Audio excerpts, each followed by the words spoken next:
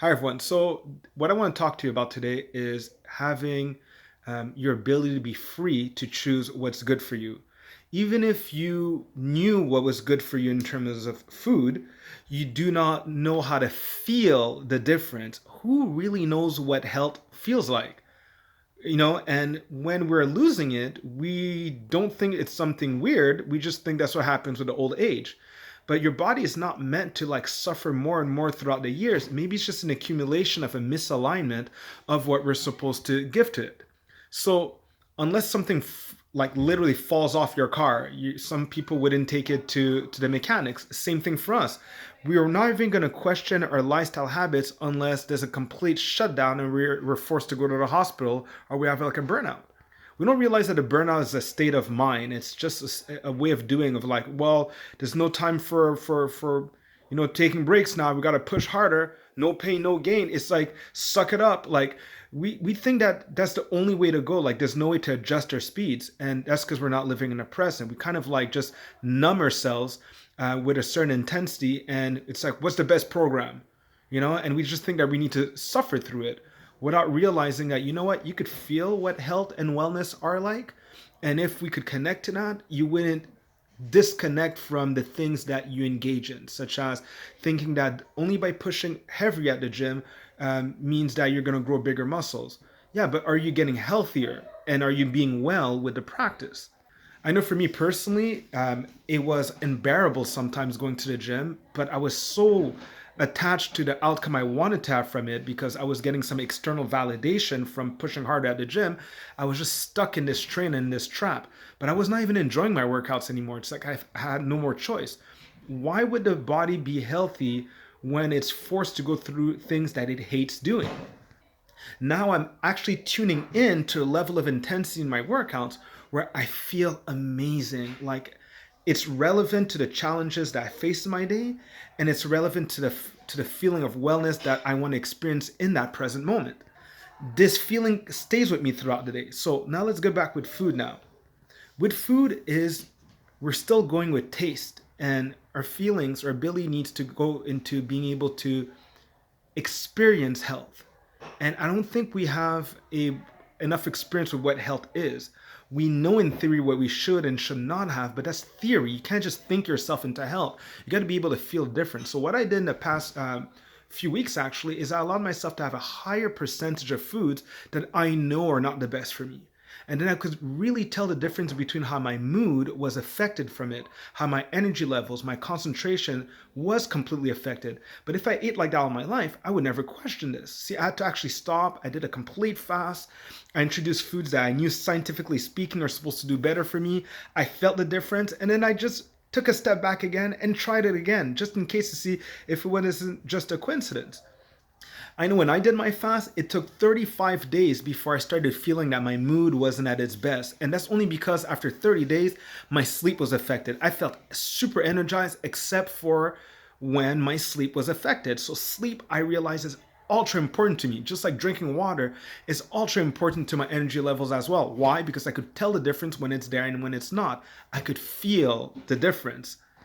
So it's only after those 35 days I started noticing, hey, wait a minute, this is not my regular mood here. But it was so hard to steer myself into logic because I'm swimming in it. I'm swimming in nonsense and I can't realize it, just like a fish can't realize it's in water, right? So many of us are not in this health state and we're kind of like zigzagging in between not being the worst at health, but not understanding what true health feels like. And that's what I want to challenge you to kind of experience. Are you going to try it for 5 days, 10 days? Maybe it takes longer than that. Maybe it takes a different strategy than what we've tried in the past. But you know what? You'll feel so good by making that difference that when you'll go to a grocery store, you will be able to feel how you felt when you had the food that doesn't serve you, and you'll be able to re-feel, re-experience how you felt when you had the foods that were good for you on an extended period of time.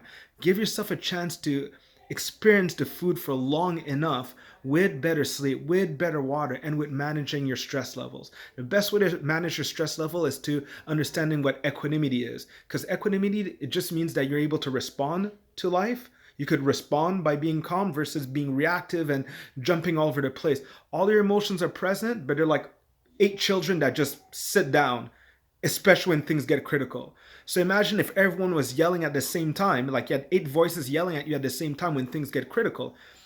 Obviously you'd have anxiety, obviously you'd panic, obviously you'd feel some form of pressure, obviously there wouldn't be a clear direction of what to do next, obviously you wouldn't be able to feel what's really going on to respond as best as possible. So I simplified things for people. Think about what equanimity is and know that it's possible for you to reach that state. And two, with that now, you're able to feel what the truth is and be able to trust in the science of your body that guides you. It's really nice to say doctor says this, doctor says that, but everyone's body is completely different. Try to create the space where the truth, you could hear it, you could feel it, and it could set you free.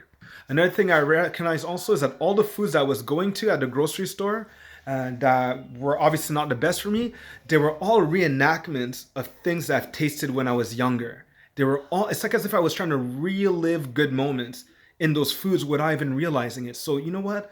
We're all connected. If the best time of your day is when you have food, then you might have more misery in your life than you realize, or there might be some unconscious pain and suffering in your life that you really don't like. You might want to try to put in some more meaningful activities and see that with this meaningful activity, you're not even going to let bad eating habits come in the way of that because you want to experience those meaningful moments to the maximum.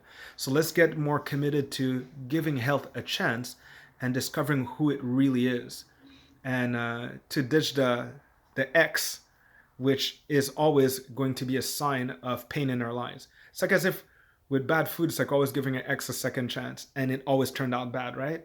Well, how about if there was someone better for you out there and you want to be able to feel a difference? And if you can't even give yourself the chance to experience that, then you'll always go back to what doesn't love you back.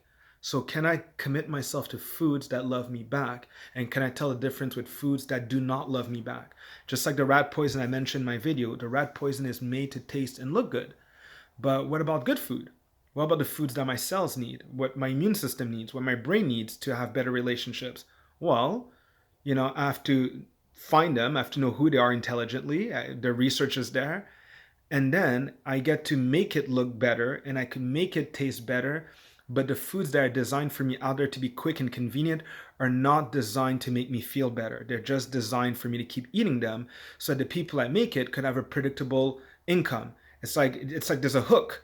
The moment that you taste it once, you might never give up on it. That's why even those chips, those Lay's chips, they said, bet you can't just eat one. Yeah, I know. They're laughing at your face because there are people that are getting paid six figures to make sure that this food is designed so you get hooked on it. But it's not made to give you the nutrients that you want, because if it did, then you wouldn't eat much of it. So those foods are designed in a way so you could keep eating and eating and eating and eating them so that they could keep making more and more and more money.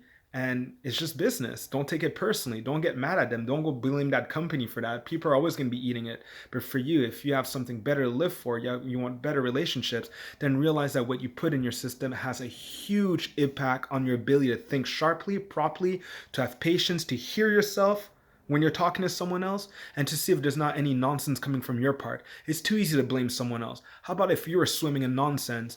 You would obviously think everything's clear, right? Exactly. Challenge you to make that difference. So on that note, I wish you an amazing evening, and I'll be sharing, like I said, in this entire week, I'll be sharing tips on how to feel healthier and how to be leaner, and so that it's not a struggle, it's just natural. Have an amazing day, everyone.